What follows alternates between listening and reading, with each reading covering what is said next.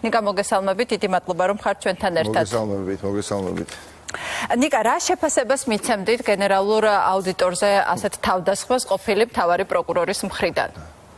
ყოფილი მთავარი პროკურორის ძალიან ნათქვამია და ბოდიშთა ძალიან არასწორი, ვინ არის ბატონი ფარცხალაძე? მოდი აქედან დავიწყოთ ყველაფერი. ბატონი ფარცხალაძე დღესაც იქნებოდა მოქმედი მთავარი პროკურორი, რომ არ გაეგო საზოგადოებას, რომ წლების წინ იყო გასამართლებული ყაჩაღობის ფაქტის გამო საზღვარგარეთ. ხო, დღესაც იქნებოდა. გამომდინარე იქიდან, რომ ეს ფაქტი გასაჯაროვდა, ივანიშვილი გახდა იძულებული რამდენიმე დღის შემდეგ, რომ გადაეყენებია, მაგრამ თვალის ასახვევად ეს ბატონი და უბრალოდ დატოვა ორთაჭალის მთავარი პროკურატურის შენობა და გადაინაცვლა მის ახალ ოფისში, რომელიც მდებარეობს ვერაზე, ფიქრის გორაზე, ნიკოლაძის ქუჩაზე და ეს ადამიანი რეალურად ეხა არის ის პიროვნება, რომელიც აკონტროლებს ყველა უკლებრივ ძალოვან სტრუქტურას, ყველა ძალოვან მინისტრს, აკონტროლებს ყველა მთლიანად შავ ფულს და პრაქტიკულად ეს ადამიანი შეიძლება ითქვას ყოველგვარი ასე ვთქვათ მორიდების გარეშე არის კლასიკური მაფიოზი. ადამიანი, რომელსაც ხელეწიფება რომ აკონტროლოს პროკურატურა, შინაგან საქმეთა სამინისტრო და ასე შემდეგ და მეორე მხრივ ქუჩაში პრაქტიკულად თბილისის უბნებში და არ მხოლოდ თბილისის ქმნის კრიმინალებისგან შემდგარ ჯგუფებს. ნიკა, ერთი რამე მინდა გკითხოთ, ჩვენ ვიცით ჩამოთვალე კიდევაც გადაცემის დასაწყისში ძალიან ბევრი ფაქტი პოლიტიკური ანგარიშწორების, რომლებიც ძირითადად გამოუძიებელია, ან გამოძიების შემთხვევაში დამნაშავეები არის მსუბუქად დასჯილები, მაგრამ ჯერ ჩვენ არ გვახსოვს, რომ ერთ-ერთ უმაღლეს საჯარო პირზე მისი სამსახურეობრივი მოვალეობის შესრულების გამო თავდასხმა. ახალი ტენდენცია იწყება?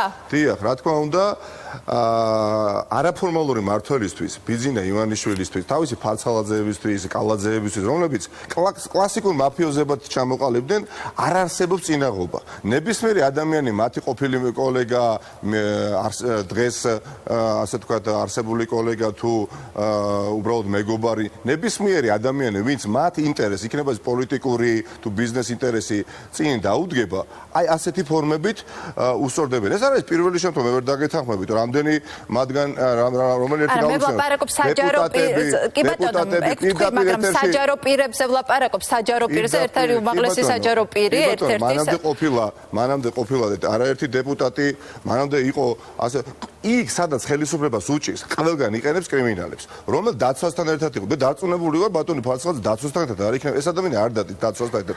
დადის უბრალოდ თავდასხმელებთან ერთად, დადიან აი ბარსეტკებით, რომელშიც უდეთ ვერე იარაღი და უბრალოდ აი უსწორდებიან ფიზიკურად, რომ არა, ეხა ბატონი თორდია მაღალი თანამდებობის პირი, ჩვენ ამას ვერ შევიტყობდით და მე დღეს არ ვიქნებოდი თქვენი სტუმარი გადაცემის. რამდენი ერთი ადამიანი, რომელსაც დღე გამოშვებით უბაგუნებენ, იმიტომ რომ მოდი წინააღმდეგობაში კალაძესა და ფარცხალაძეს ინტერესებთან. თუ შეიძლება დავასრულებ, მინდოდა თქვა, მაგრამ გამეწყდა აზრი.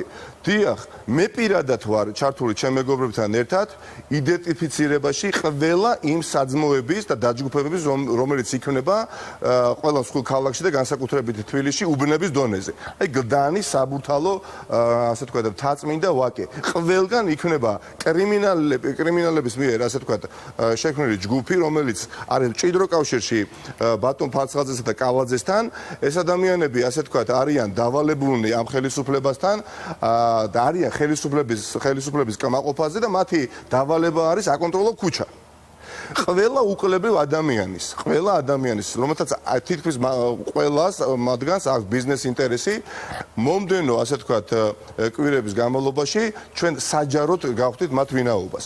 ვინაიდან ეს ტენდენცია, რომელსაც ხედავთ, რომ უკვე არის მზარდი, ხოლმე და ხოლმე მივყავართ ჩვენ დაპირისპირებამდე. შეუძლებელი არის, ეხლა უმაღლესი თანამდებობის ერთ-ერთი პირი ფიზიკური თავდასხმის, ასე ვთქვათ, ანგარიშორების მსხვერპლი გახდეს მხოლოდ და მხოლოდ იმიტომ, რომ როგორც აღმოჩნდა ამ დღეებში აპირებს ამხილოს კორუმპირებული, ასე ვთქვათ, მერის მაღალჩინოსნები და კორუმპირებული, ასე ვთქვათ, სხვა თანამდებობის პირები, სადაც გამოიკვეთა ერთ-ერთი თავფიგურანტად ბატონი ფარცხალაძე, ამიტომ გაუსწორდეს ფიზიკურად. და თქვენ რა გონიათ, ბატონ ფარცხალაძეს, მათ ხუმრობთ ეხლა ჩვენ აქ, ბატონ ფარცხალაძეს ვინმე დასჯის?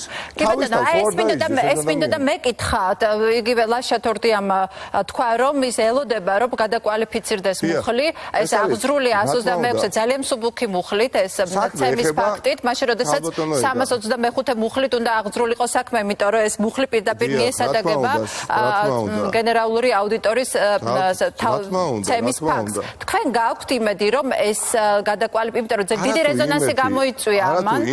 დღეს უკვე გაავრცელეს განცხადება არასამთავრობოებმა, ისინი მოუწოდებენ ხელისუფლებას გამოაქვეყნონ გამოძიების შედეგები და ძალიან კატეგორიულები არიან ამ ფაქტის მიმართ. თქვენ როგორ ფიქრობთ, რაიმე შედეგი მოყვება თუნდაც არასამთავრობოების მხრიდან ასეთ შანსიც არ არსებობს. ეს ხელისუფლება ამაზე დგას, ხალბატონო ეკა, როგორ შეიძლება ეხა ფარცხალაძეს თუ დაჟიან და კალაძეს თუ დაიჭერენ? რა დარჩება ამ ხელისუფლებისგან? მაგრამ უკომპრომისო დღეს ქართულ პოლიტიკაში ყოფნა, მით უმეტეს პოლიტიკურ ქართულ ოპოზიციაში ყოფნა ნიშნავს, არა ქართული ოცნების ოპოზიციაში ყოფნას. სამწუხაროდ ნიშნავს კრიმინალების კრიმინალებთან ოპოზიციაში ყოფნას და დაპირისპირებას კრიმინალებთან. მე და ჩემს მეგობრებს ეს გამოწვევა მიღებული გვაქვს და ვერავითარ შემთხვევაში ვერ გულხად დაკრეფილები ვერ შეხედათ იმ ვითარებას, რომელიც იქმნება ძალიან მძიმე და განსაკუთრებით დედაქალაქში და არა მხოლოდ დედაქალაქში, სამეგრელოში, იმერეთში, კახეთში და ასე შემდეგ. არ უნდა დავუთმოთ ჩვენ კრიმინალებს და ყაჩაღებს ეს ჩვენი ქვეყანა. და ფარცხალაძე, ბატონი კალაძე და არაფორმალური მმართველი ივანიშვილი, დიახ, აი ამ კრიმინალებზე დგანან.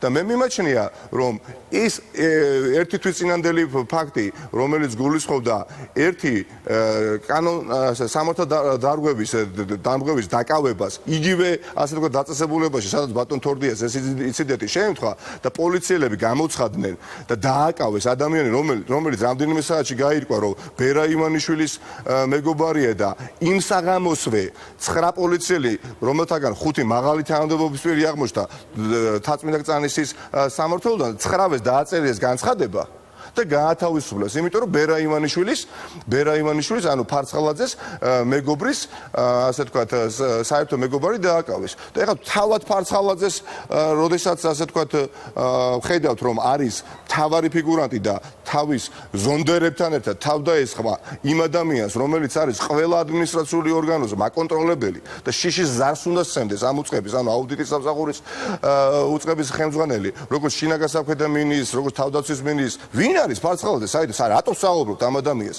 უნდა ჩაავლო ეხა ამ ადამიანს ხელი და ხვალ არ არის საკმარის. საყელოს შემოხევისთვის 3 ადამიანი ქუთაისში გახსოვთ პარლამენტარის აქცია იმართებოდა და პარლამენტარ ლოთქიფანიძეს საყელო შემოეხია. და 3 თვით წინასწარ პატიმრობაში ყავდა თორსები 3 თვეზე მეტი. მე ვარ აგერ ბატონო, მე ქალბატონო ეკა, ხო კორცხეში პირდაპირ ეთერში, ხო? მთელი ეს კალაძეს ზონდერები ჩემს მეგობრებთან ერთად და ასე თქო რიგით ამომრჩევლებთან ერთად ვიმყოფებოდით იქ და გაგვისწორდნენ ბოქსიორები, მოჭიდავეები, ძიუდოისტები, არ ვიცი ვინ არისო, ხო? დღეს ეს ტენდენცია იქნება კონკრეტულ სახელთა გვარებს დავასახელებ. გდანში, საბურთალოზე, თაწმინდაზე, ვაკეში იმ ადამიანების, რომლებიც იქცნენ კლასიკურ მაფიოზებად, უბრაგუნებენ პრაქტიკულად დღე გამოშვებით ყველა იმ ადამიანს, ვინც ეღობება ქართული ოცნების ინტერესებს. მე პირადად და ჩემი მეგობრებს ძალიან მყარად გვაქვს გადაწყვეტილი, რომ ამ ბრძოლაში ამ კრიმინალებთან შევიდეთ. არაფერი საქმე არ აქვს ბატონ ვოლსკისთან და ქალბატონ ბესელიასთან და იმ ბატონ კობახიძესთან, რომელიც არის პარლამენტის თავმჯდომარე. ვინ არის ეს ხალხი? არის ბატონი ფარცხალაძე თავის ბანდ ფორმირებებთან ერთად და ბატონი კალაძე თავის ბანდ ფორმირებებთან ერთად. სად არის ის ხალხი? კორცხელში ის ორანგუტანები, სად არიან ის ზონდერები? ბოდიში სად არის კუნთმაგარი? ის კუნთმაგარი მოძალადეები მოიკითხა ვინმე? ერთი წელიწადი გავიდა. ბუნებრივია, არაერთი პარლამენტარი იყო ძალადობის, ასე ვთქვათ, მსხვერპლი ამ ძალადობრივ გარემოში. ამიტომ მიმაჩნია, რომ ყველა თავმოყარე ოპოზიციური ლიდერისა და ოპოზიციური პარტიის წარმომადგენლის ღირსების საკითხია დღეს 2017 წელს იყოს დაპირისპირებაში კრიმინალებთან. ყველა ოჯახთან მოვა ეს უბედურება. შეუძლებელია ადამიანი, ესე იგი წარმოვიდგინეთ ბატონი ფარცხალაძე რამდენად გამშვალულია დაუჯელობის სინდრომით, რომ ბედავს და ერთ-ერთი მაღალი თანამდებობის პირს თავს ესხმის უსწორდება საზოგადოებრივი თავშეყრის ადგილას. და ამის შემდეგ გამოდის ერთ-ერთი ქართული ოცნების დეპუტატი დღეს და საუბრობს, რომ რომელი მამა აბრანის ბატკანი ციტირებ, დიახ, არის ბატონი თორდიო.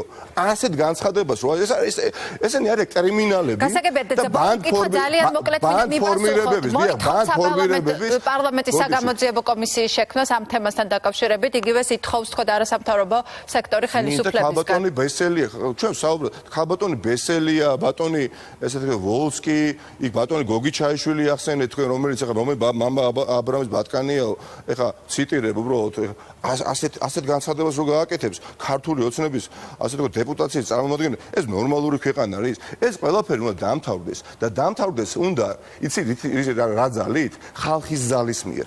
დიახ, ხალხი უკვე არის უკიდურესად შეურაცხყოფილი და მე მართლაც არ სპეკულირებ და ძალიან მჭიდრო ურთიერთობა მქონდა ხედავ ამ ყველაფერს.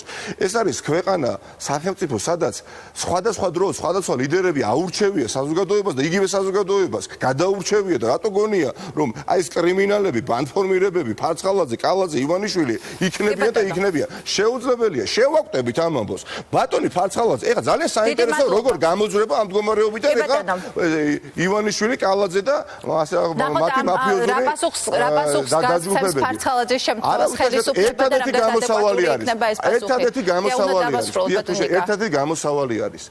ჩვენ გვაქვს მაგალითები, როდესაც საყელოს შემოხიდები მეორდები, საყელოს შემოხების გამო ახალგაზრდა ბიჭები ჩაყარეს ციხეში.